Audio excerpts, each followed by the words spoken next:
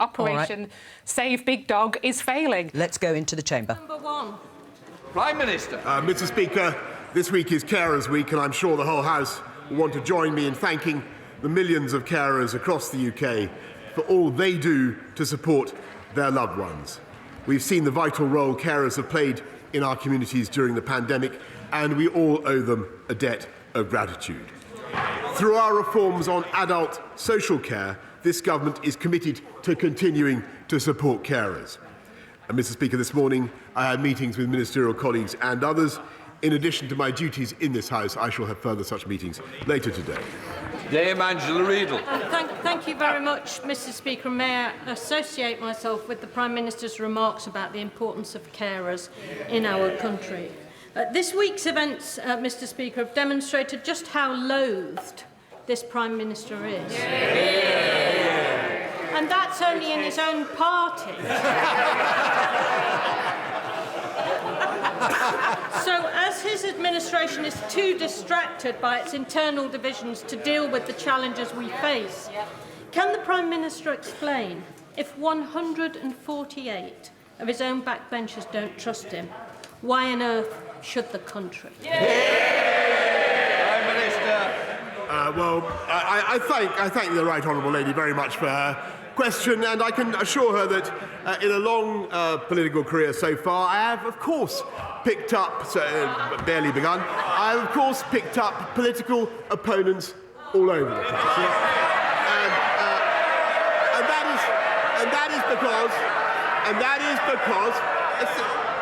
And that is because this government has done some very big and very remarkable things which they did not necessarily approve of. And what I want her to know is that absolutely nothing and no one, least of all her, is going to stop us with getting on for delivering for the British people. Andrew Mitchell. Thank you, Mr. Speaker. The whole House will unite behind the Prime Minister on his determination to hold Ukrainian war criminals to account. But is he aware that there are 5 alleged Rwandan war crimes perpetrators living freely in the UK who have been doing so now for 16 years and have neither been extradited nor put before the British courts under our existing laws? As he prepares to go down to the Commonwealth Heads of Government meeting in Rwanda, will he look carefully at this issue, because it is bound to be raised with him, and will he reassure the House and the Rwandan government he takes these matters extremely seriously, and what has so far been justice massively delayed for 16 years will not be grotesquely denied? Prime Minister. I thank my right honourable friend for his question, and he raises an issue on which the UK has campaigned for a long time, and no country is more committed than we are to bringing war criminals to justice. I know that my right honourable friend, the Deputy Prime Minister, has raised the subject recently with the International Criminal Court. However, as he knows, and I will certainly, of course, study the case and take it up as appropriately, it is the subject of an ongoing investigation. It would not be appropriate for me to comment on it further. We now come to the Leader of the Opposition, Keir Starmer. Thank you, Mr. Speaker. I couldn't make out whether that introductory noise was cheers or boos.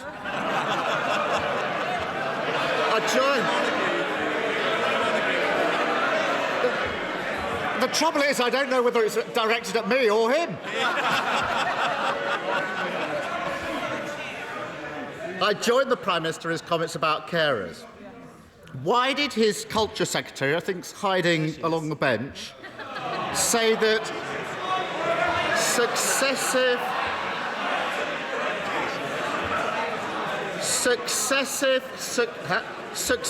Conservative governments left our health service wanting and inadequate when the pandemic hit?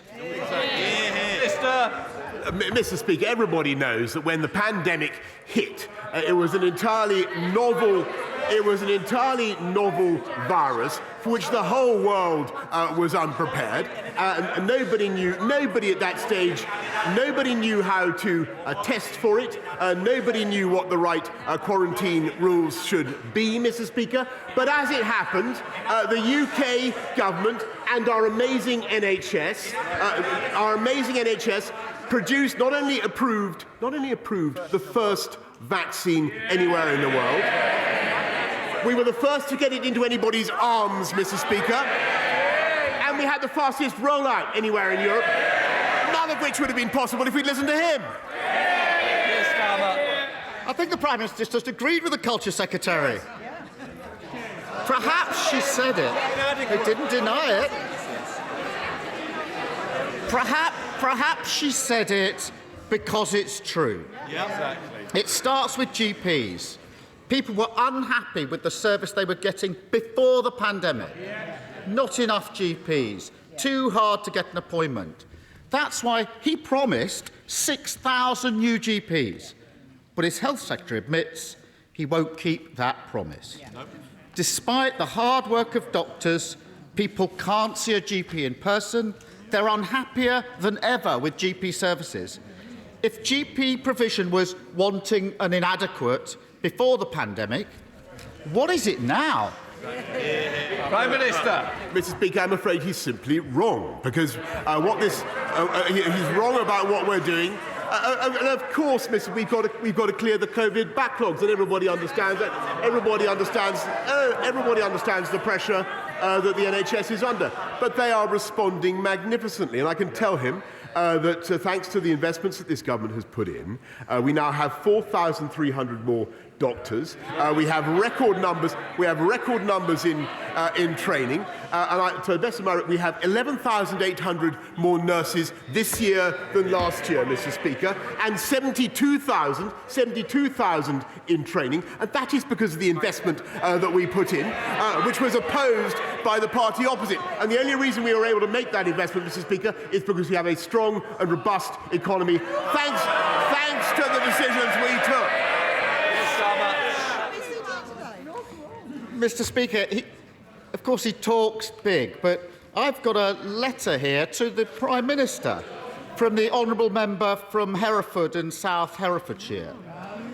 He said, this is you, Prime Minister, under you the government seems to lack a sense of mission. Yeah. It has a large majority but no long-term plan. Yeah. Mr. Speaker, the Prime Minister's Big Plan Act is so tired that even once loyal MPs don't believe him. Yeah. And it's not just waiting for a GP, it's waiting for all NHS treatment. Yeah. Take cancer. For over a decade, waiting times for cancer care have been going up. His solution was supposed to be diagnostic hubs. The Health Secretary has been on a victory lap this week. But here's the rub, Prime Minister.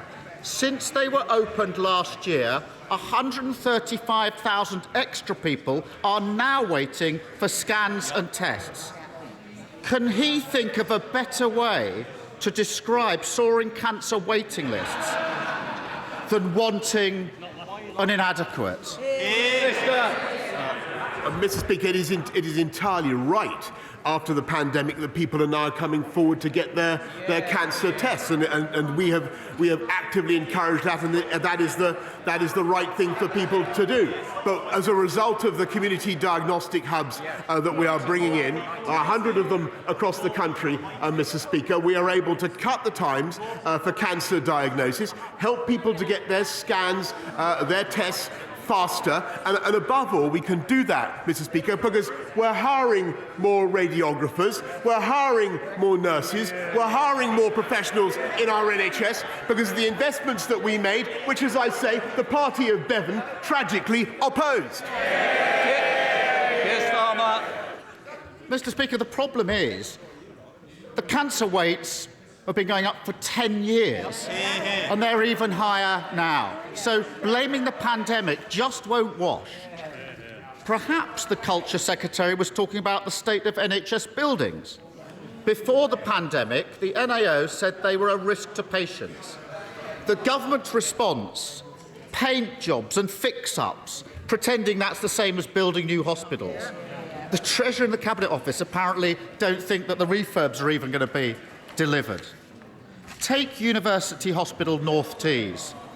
The ceiling is falling in, the roof leaks, and staff have to hose down the pipes to stop them freezing over.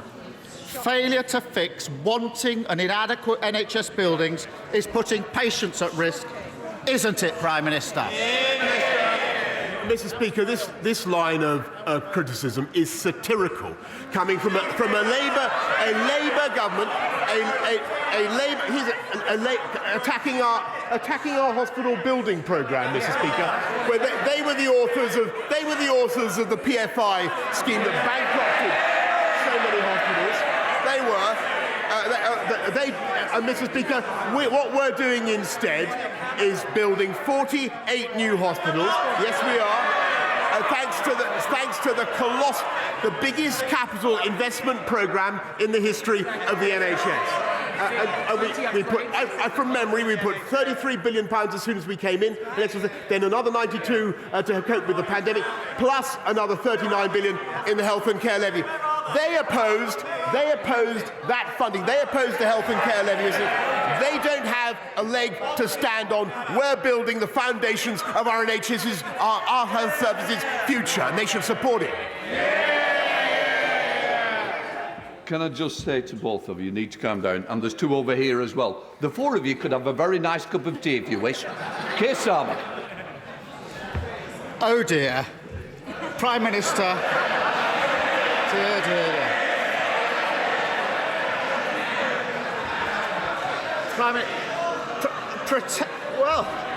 Pretending. Mr. Speaker, pretending no rules for Prime Minister, he chunters on. Pretending no rules were broken didn't work. Pretending the economy is booming didn't work. And pretending to build 40 new hospitals won't work either. They want him to change, but he can't. As always with this Prime Minister, when he's falling short, he just changes the rules and lowers the bar. In March, he proposed changing the NHS contract. He wants to double the length of time patients can be made to wait for surgery, from 1 year to 2 years. On top of that, he scrapped zero tolerance of 12-hour waits at A&E. 24 hours at A&E used to be a TV programme. Now it's his policy. Well, it's Health Week. And he's telling all of them. Order!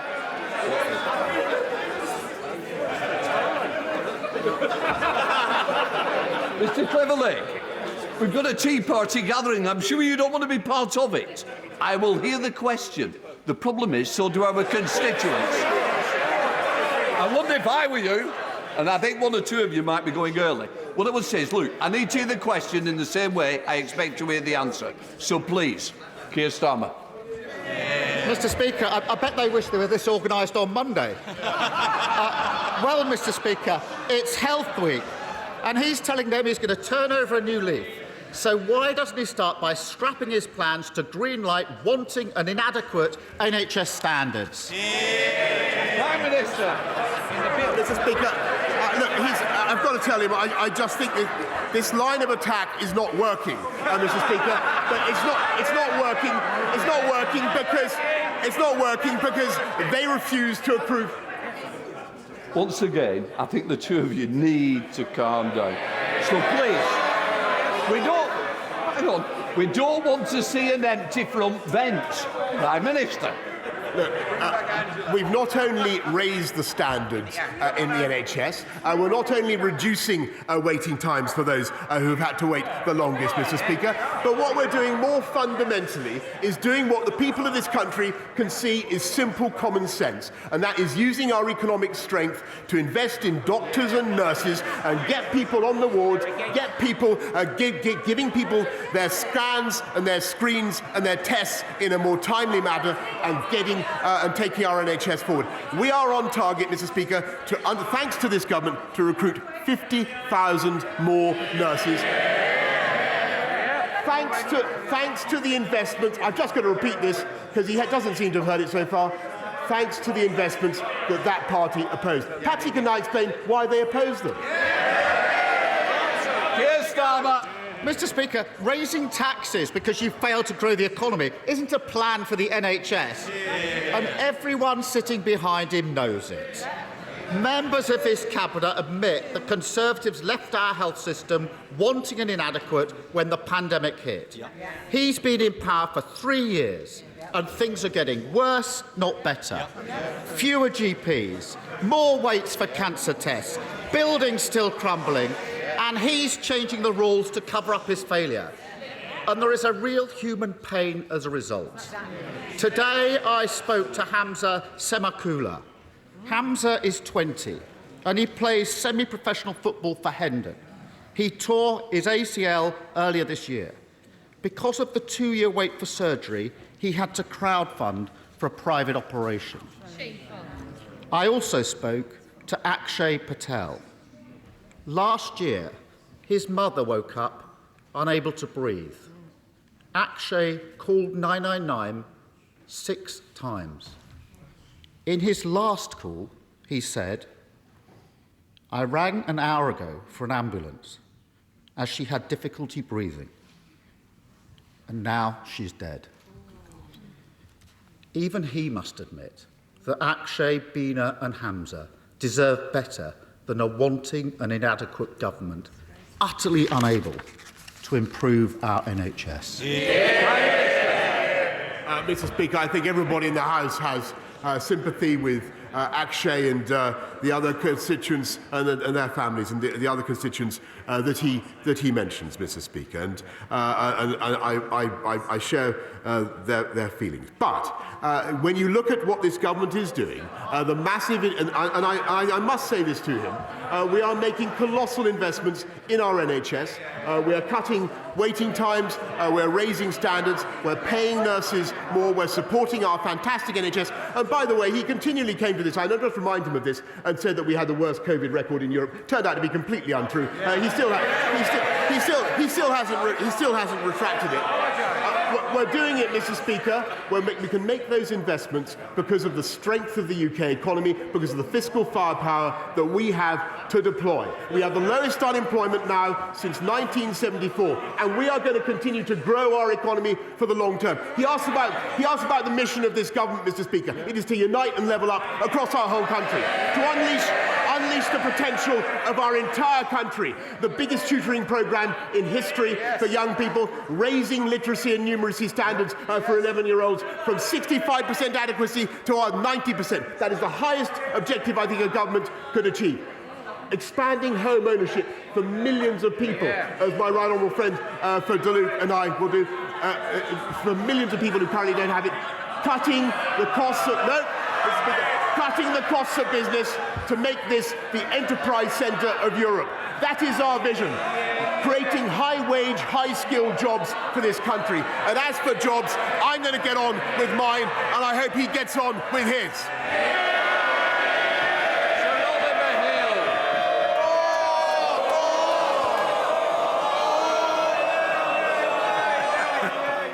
But I didn't know you were so popular. Come on. Well, we love all of us. Changing the subject completely, in North East Hertfordshire, we're very concerned about sewage overflows into our precious chalk streams. And this is damaging to the flora and fauna and also restricts the use of these precious streams for leisure. The Environment Bill included some important measures last year, and I welcome the fact that the government has consulted on its reduction plan for storm overflows. But when would we expect to see some meaningful improvements and some real reductions in the amount of sewage going into our rivers? Yeah, well, I thank you very much, and I share his concern. I can tell him our sewage plan is the biggest investment on this by any government. We've made it clear that the water companies must do more, Mr. Speaker, and actually we already are seeing improvements, but the regulator is ensuring that the water companies do more to deliver on their obligations. We will not hesitate to take further action as needed. We now come to the leader of the SNP, Ian Blackford. Thank you, Mr. Speaker. And can I associate myself with the remarks of the Prime Minister and the Leader of the Opposition in supporting our carers? Mr. Speaker, week after week, I've called on this Prime Minister to resign. I've been met with a wall of noise from the Tory benches. I thought they were trying to shout me down, but all this time...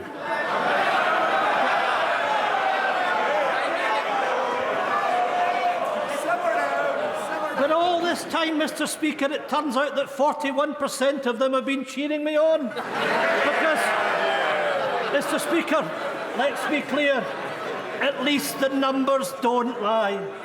41% of his own MPs have no confidence in him. 66 of MPs across the House don't support him, and 97% of Scottish MPs want the Minister for the Union shown the door. We now have a lame duck Prime Minister presiding over a divided party in a disunited kingdom. So, how does the Prime Minister expect to continue when even unionist leaders in Scotland won't back him? Prime Minister. I want to thank the right honourable gentleman for his characteristic warm words. And actually, Mr. Speaker, I want to say that the biggest and most powerful and effective advocate of the United Kingdom over the last time that I've been in has been that man there. I don't know how long he's going to last here as leader of the SNP, the Scottish National Party. Long may he rest in place, Mr. Speaker. He is the Araldite that's keeping our kingdom together. I thank him for what he's doing. Blackford. Well, I can say to the Prime Minister... I can say to the Prime Minister that I'll be standing shoulder to shoulder with our First Minister as we take our country to independence. Mr. Speaker, the Prime Minister is acting like Monty Python's Black Knight, running around declaring it's just a flesh wound. And no amount of delusion and denial will save the Prime Minister from the truth. This story won't go away until he goes away. For once in his life, he needs to wake up to reality. Prime Minister, it's over. It's done. The Prime Minister has no options left, but Scotland does. Scotland has the choice of an independent future. Because it's not just the Prime Minister that we have zero confidence in. It's the broken Westminster system that puts a man like him in power. Exactly. Can he tell us, can the Prime Minister tell us, how it is democratic that Scotland is stuck with a Prime Minister we don't trust, a Conservative Party we don't support, and Tory governments we haven't voted for since 1955? Prime Minister. Mr. Speaker, we had a referendum, as I've told the House before, in 2014. I think he should respect the mandate of the people. And he keeps saying that he wants his independence for his country. Our country is independent, Mr. Speaker. Our country is independent. He tried 48 times to reverse it to the leader of the opposition. And the only way that independence would ever be reversed is if we had the disaster, Mr. Speaker, of a Labour SNP coalition to take us back into the EU. Esther McVey. Thank you, Mr. Speaker. Earlier this week, the Prime Minister said, you cannot spend your way out of inflation, you cannot tax your way into growth, we will cut the cost of government. Here, I completely agree. So can I suggest a strong start that he scraps the inflated white elephant that is HS2, saving the government tens of billions of pounds from a budget that is spiralling out of control? Prime Minister. I thank my right honourable friend. In case she missed what else I said, we're cutting taxes, Mr. Speaker, for everybody who pays national insurance contributions by an average of £330, Mr. Speaker, just next month. And as for HS2, actually what it will do is deliver long-term growth and prosperity for the whole of the country, uniting and levelling up, deliver more revenues and put us in a better position to cut taxes in the future. Colin Eastwood. Speaker, today we hear reports that the Prime Minister refused to consult the First Treasury Council on his plans to rip up the protocol. Now, I know this question might be a bit redundant, given he might not be around very much longer. But given the Prime Minister's casual record of casual law breaking, will he give a commitment to the people of Northern Ireland that he will not break international law anytime soon? Prime Minister. Mr. Speaker, I can tell him that the reports that he's seen this morning are not correct, and what I can also tell him is that the most important commitment that I think everybody in this House has made is to the balance and symmetry of the Belfast Good Friday Agreement. That is our highest legal international priority, and that is what we must deliver. Dr. James Davis.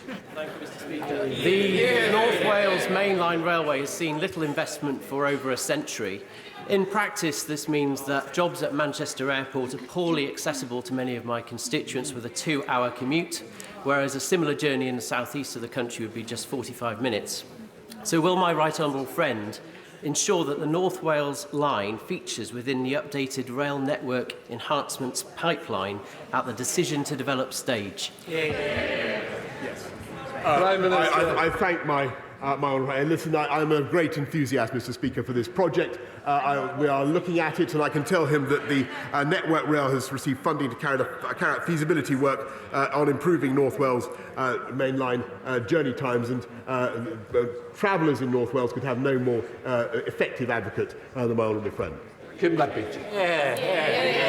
Thank you, Mr. Speaker. Despite the Prime Minister's promises of new hospitals and more doctors and nurses, the Bronte Birth Centre at my local hospital in Batley and Spen is temporarily shut and is at risk of permanent closure due to staff shortages and lack of resources. The reality on the ground is that after 12 years of Conservative mismanagement, the NHS is broken. So can the Prime Minister explain to expectant parents in my constituency why, despite his promises, they are now forced to travel miles to give birth, and why his government voted against an effective long-term workforce plan for the NHS, proposed by his right honourable friend, the member for South West Surrey? Prime Minister. I thank her very much, and I will certainly look into what's the centre that she mentions in Batley and Spen. What I can tell her, though, is that across the country we are investing massively in staff, in premises, in technology, in diagnostic centres, and I'm afraid for the party opposite to carp and to criticise is frankly absurd, because they voted against the health and care levy that is putting billions into our NHS, and they need to sort out their position. Either they support it or they don't. Hold on. Thank you, Mr. Speaker. Would my right honourable friend join me in complimenting Bradford on becoming the City of Culture in 2025? Could he also praise the team from Durham, who gave a fantastic representation of what County Durham had to offer? Bradford must really be extraordinary to have beaten us. In 2025, Durham will also celebrate the bicentennial of the Stockton to Darlington Passenger Railway, which will of course distract people from Bradford. I believe that my right honourable friend is the best person to lead on delivering levelling up for the North East. And to that end, can he encourage progress on the Furry Hill Station development, reinvigorate the Leamside line, and help deliver a great county deal for County Durham? I thank my honourable friend, and he and I have campaigned on. I've been following his campaign on this for a long time, Mr. Speaker. I'm told that the Department of Transport is currently reviewing the business case for exactly what he has just requested. We're putting the funding in, Mr. Speaker, unlike anything the party opposite ever could have delivered. Richard Thompson. Thank you, Mr. Speaker. In Monday's confidence vote, the Prime Minister secured the support of just 2 out of Scotland's 59 MPs. That means out of the massed ranks of his Scottish Conservative colleagues, he got as much support as there are pandas in Edinburgh Zoo. The Prime Minister is an intelligent man. He must know that position's untenable. And if he's not going to do the decent thing and resign as the Prime Minister, surely it's past time he wrote a letter of resignation to himself to stand down as the Minister for the Union. Prime Minister. I thank you very much, Mr. Speaker. I really redirect the honourable gentleman to what I said to the right honourable gentleman, my friend, the leader of the SNP, because I think the more they campaign in the current circumstances for breaking up our United Kingdom with all the strength and all the merits that it has, I think the more damage they do to their own case. Greg Smith. Thank you, Mr. Speaker. Supporting adults with a variety of mental health challenges, learning disabilities and conditions such as dementia. Last week, the Prince's Centre in Prince's Risborough in my constituency celebrated 10 years as an independent daycare provider. From my recent visit, it is quite clear what a happy, welcoming and supportive atmosphere has been created for all service users. So will my right honourable friend, the Prime Minister, join me in thanking and congratulating the manager, Kim Challoner, her whole team of staff, volunteers and trustees for delivering this first-class service? And as Chequers is but a hop, skip and a jump from Prince's Risborough, will he deliver those congratulations in person? Prime Minister. Well, I thank my honourable friend, who's amongst his many other distinctions, I think my MP. I also join him in thanking the entire team at the Prince's Centre for everything that they do, and I will certainly keep his kind invitation in mind. Abdul Khan.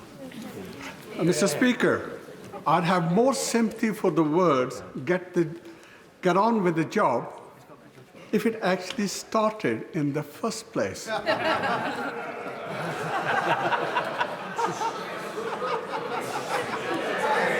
2 weeks ago, the Prime Minister told the House, to the best of my knowledge, everybody is getting their passport within 4 to 6 weeks. However, the Passport Office is currently quoting a 10-week service time, with many of my constituents waiting well over that period. Cancelled summer trips could cost families over £1 billion. Does the Prime Minister accept that the Passport Office backlog is placing additional pressure on families already struggling with the cost of living crisis? Actually, Mr. Speaker, what we're doing is 91% are getting their passport within 6 weeks, I can tell him, Mr. Speaker. And we are putting hundreds and hundreds more staff into the Passport Office. And the strength of demand, by the way, is a sign of the robustness of the economy, because everybody is frankly wanting to go on holiday, and quite right too, Mr. Speaker. But when it comes to travel chaos, have we heard any condemnation yet from the opposition, from the RMT and their reckless and wanton strike? What about that, Thank you, Mr. Speaker. As my right honourable friend knows, Rochester Strood is facing unrealistic housing targets, putting pressure on the council to bring forward a local plan that will close successful working docks and the loss of beloved open spaces such as Deangate Ridge, all in the name of meeting an arbitrary target. Can my right honourable friend assure my constituents who are facing this level of overdevelopment that there will be greater flexibility on housing numbers so that the council can produce a local plan that delivers the appropriate housing but protects important sites like these? Prime Minister. I thank my honourable friend, and she speaks, I know, for colleagues up and down the country. We want to make sure that councils are able to build in the right place and sensitively to local needs, and that is what we insist on. But I just want to make it one thing absolutely clear. Part of the merit, genius of levelling up, Mr. Speaker, is that it will encourage us to take some of the pressure, some of the heat out of the southeast of England, which has been overburdened for decades, and we can do it. Thank you, Mr. Speaker. My constituent Mark is trying to sponsor 2 sisters from Ukraine to come to the UK. These two sisters were housed in dangerous temporary accommodation in Montenegro for several weeks, while the UK Home Office refused to process the application of the youngest sister because she's 13 and travelling without her parents, even though she had her 18-year-old sister with her. The 18-year-old sister is now in London, and the 13-year-old sister has been sent back to her hometown in Ukraine, which is under siege. Can I ask the Prime Minister, can he tell me, hand on heart, does he think sending vulnerable children back to a war zone is the right policy? Prime Minister.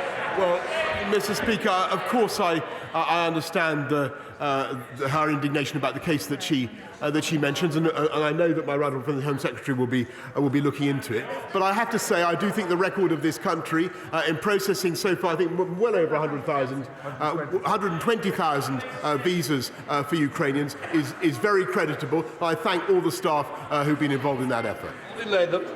Mr. Speaker, my right friend will remember that in March I asked him about increased research funding for aortic dissection as called for by the Aortic Dissection Charitable Trust.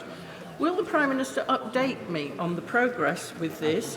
Will he also recognise the immense value of the patient awareness videos that have been produced by TADCT featuring Whispering Bob Harris, survivors, relatives of patients, to help those going through this awful condition for the first time? Prime Minister. Well, I thank my honourable friend for her fantastic work on this, and I know the personal circumstances that give her understanding of this campaign. I can tell her that the National Institute for Health Research is looking at what more we can do to support research on aortic dissection. I know that she's meeting my right honourable friend, the Health Secretary, shortly. We'll leave PMQs at this point.